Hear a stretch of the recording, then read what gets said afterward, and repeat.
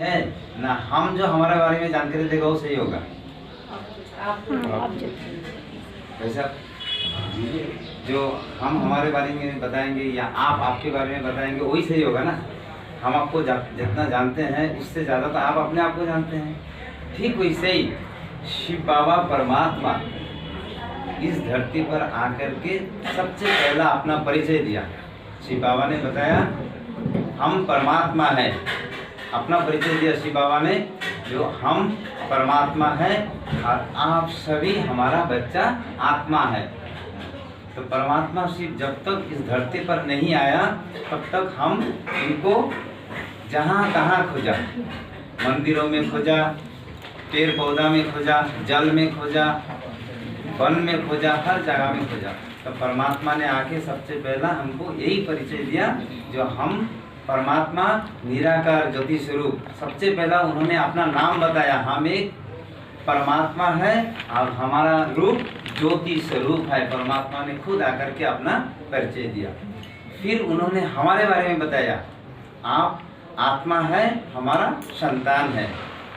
तो परमात्मा को अनेक गुणों से जाना जाता है। परमात्मा का अनेक गुण है, ज्ञान के सागर, शांति के सागर, सुख के सागर, सुखदाता दुखहर्ता, पतित पावन, अकाल मूरत। परमात्मा को अनेक गुणों से हम जान सकते हैं, क्योंकि इन्होंने तो सागर है ना, परमात्मा तो सागर है।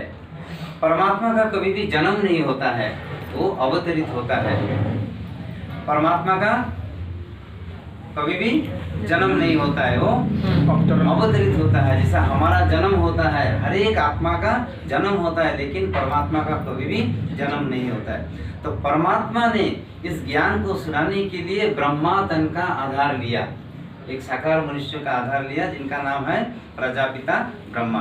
तो प्रजापिता ब्रह्मा का शरीर में आकर के श्री परमात्मा ने हम सभी को अपने बारे में और इस सृष्टि के बारे में नॉलेज दिया।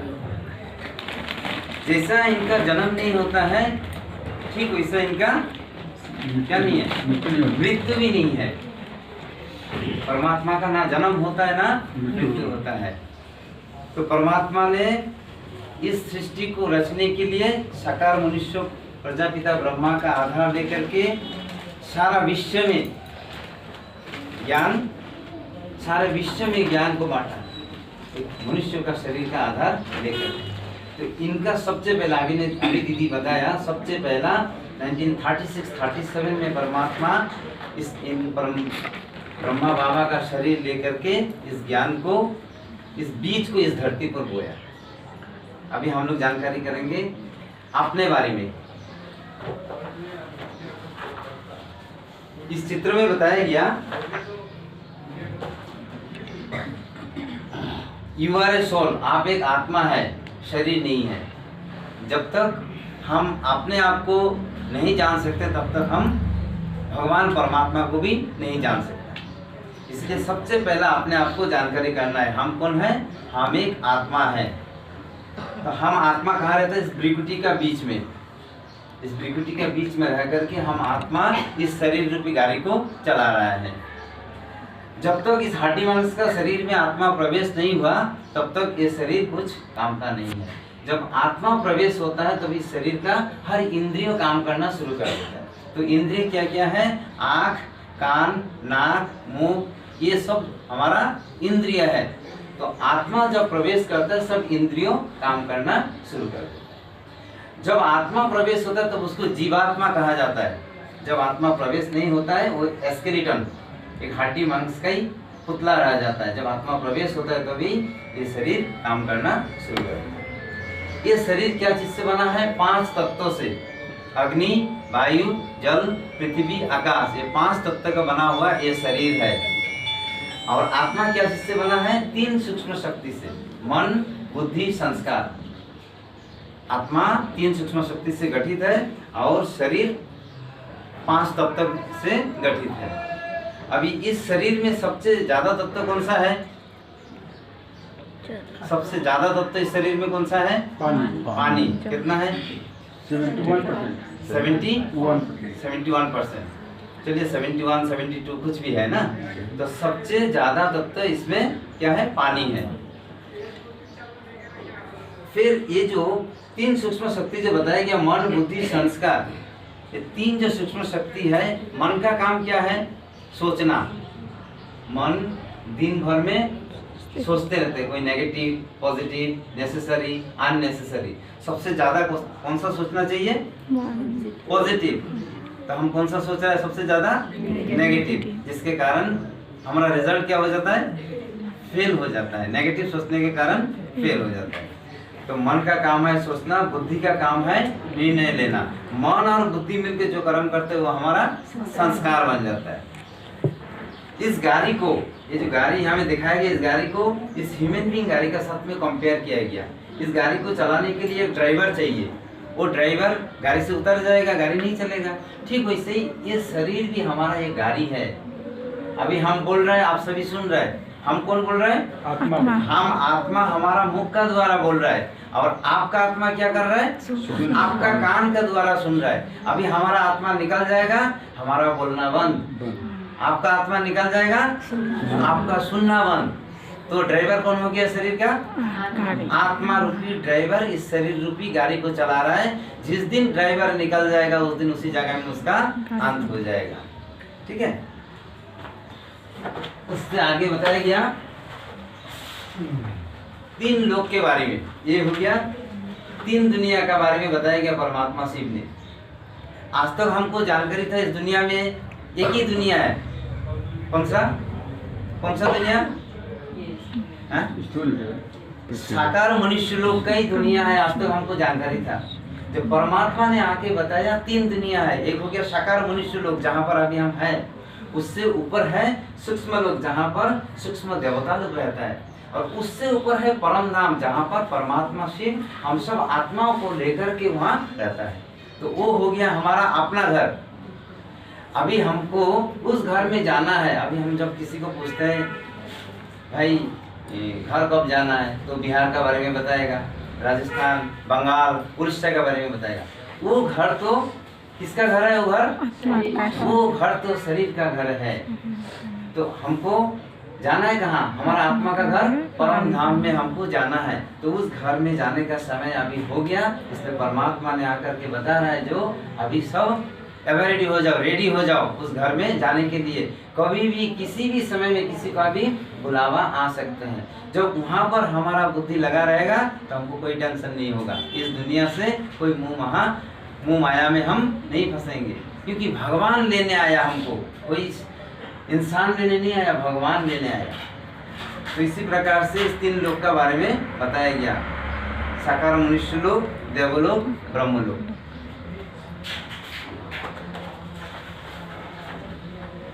लास्ट चित्र में बताया गया परमपिता परमात्मा और उनके दिव्य कर्तव्य। सबसे पहला चित्र में हमको क्या जानकारी हुआ? हम एक आत्मा है, शरीर नहीं है। उससे आगे क्या जानकारी हुआ? सबसे पहला हमको जानकारी, पहला क्या जानकारी हुआ? परमात्मा का बारे में। हम एक शिव बाबा एक परमात्मा है, और परमात्मा का संतान हम सब आत्मा है।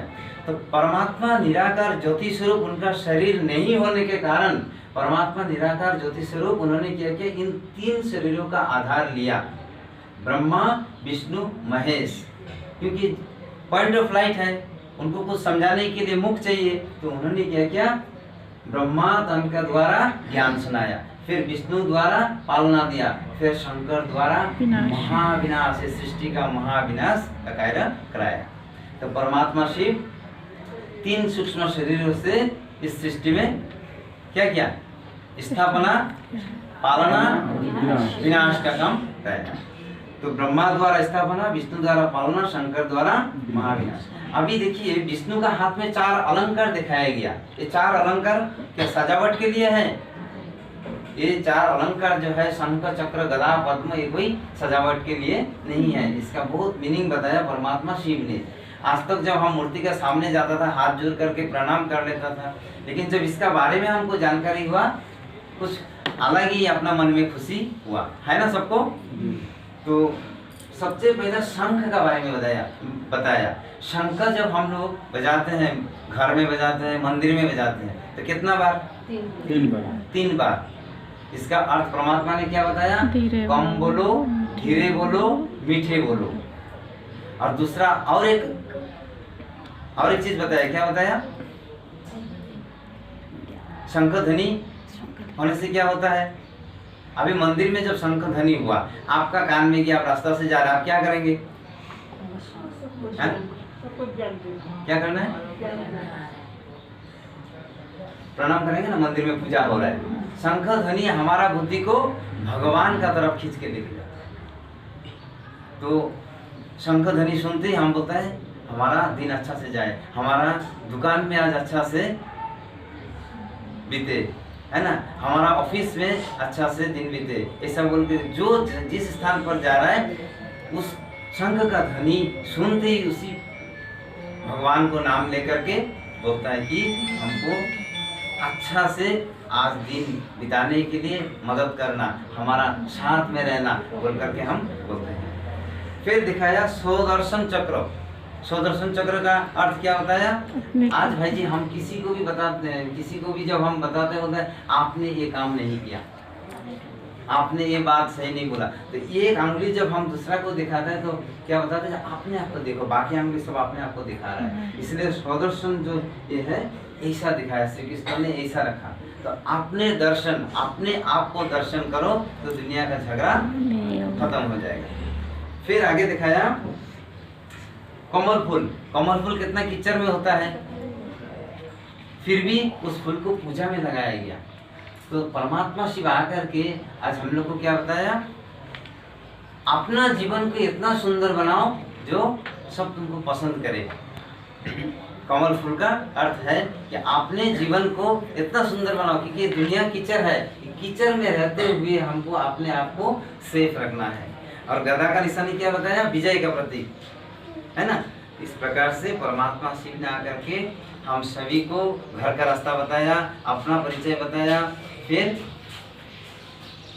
अपना सृष्टि के बारे में, सृष्टि में क्या क्या कर की वो सब बताया परमात्मा शिव ने। ओम शांति।